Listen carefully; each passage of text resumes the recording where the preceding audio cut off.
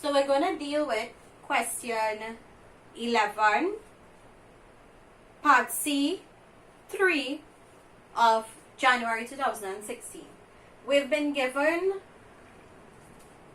an equation to solve, a matrix equation. So we've been given this, that 5 minus 103 by xy is equal to 93. And we need to solve for xy. Now this is only 2 marks.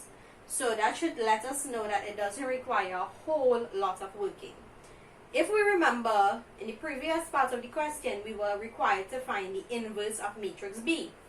This is matrix B. So if you compare, basically this is the same matrix. Finding the inverse here in the previous part is going to help us in this question.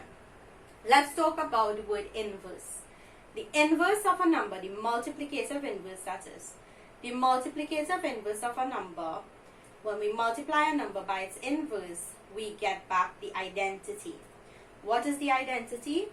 The multiplicative identity is any number that we multiply a number by and it doesn't change it. So, just to explain, let me give you a number.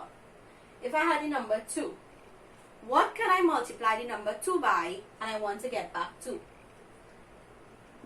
So 2 by what will give me back 2? Definitely 2 by 1 is going to give me back 2.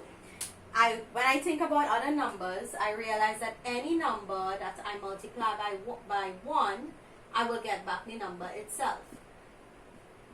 So that is telling me that the number 1 is the multiplicative identity. How does that tie into what we need to do here now? The multiplicative identity and the inverse kind of have their own relationship. So let's talk about the inverse now. The inverse, the multiplicative inverse, tells me that when I multiply a number by its inverse, I get back the identity. So 2 multiplied by some number should give me back the identity. Remember, the identity is 1. This number here is the inverse. The inverse of 2 will then be a half. 2 multiplied by a half is going to give me back 1. So that makes a half the multiplicative inverse of 2. You will realize that the multiplicative inverse changes for each number, right? It's not going to be the same for 3. It's going to be 1/3. 3 by a third is going to give me back the identity. The identity is 1. Let's take that back to our matrices now. So, I need to apply that thought in solving for x and y. When we solve equations, we can do 4 things. We can add to both sides, subtract from both sides, multiply and divide on both sides. We don't carry over anything. So we have an equation that we need to solve. Applying my understanding, I want to have x and y on this side alone. In order to be left with x and y, I somehow need to get rid of this matrix. Now, we've never done anything about matrix division, so I can't divide by the matrix. So I need to get rid of this, but I need this to remain here on its own. In order to do that, we're going to use the understanding we just spoke about. If I multiply this by its inverse, so this is the matrix B.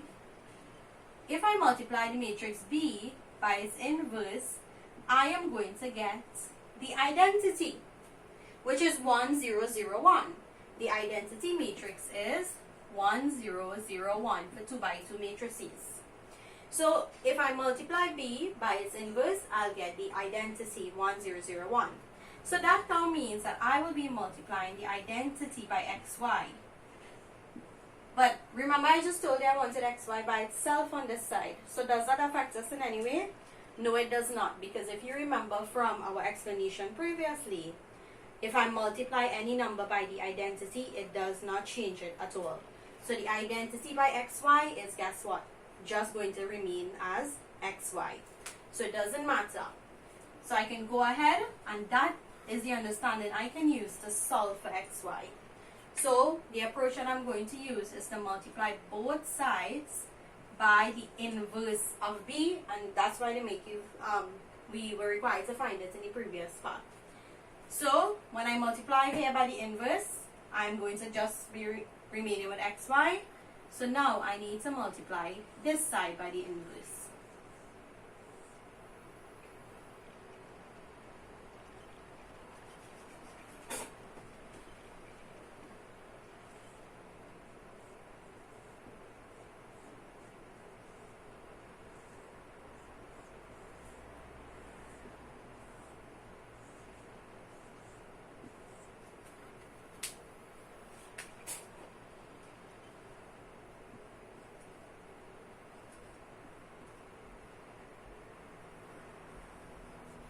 Alright, so does the order in which we put the matrices matter?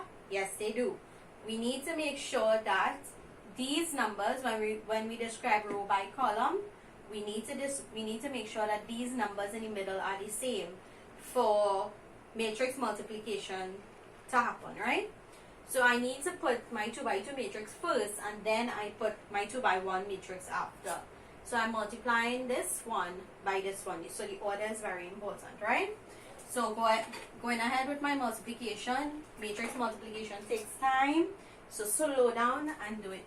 It's row by column. So row by column. 1/5 by 9 is going to give me 9/5 plus 1/15 by 3 is going to give me 3/15. Row by column. 0 by 9 is going to give me 0. 3 by 1/3 is going to give me 3/3. Obviously, we can reduce these, right? So, if I write both of these in terms of 15, this is going to give me 27/15 plus 3/15. And this is simply 1. I can simplify this further. Obviously, with your calculators, you do this straight off, right? So 27 and 3 is 30/15. So that is 2, 1. So your final answer, x is 2, y is 1.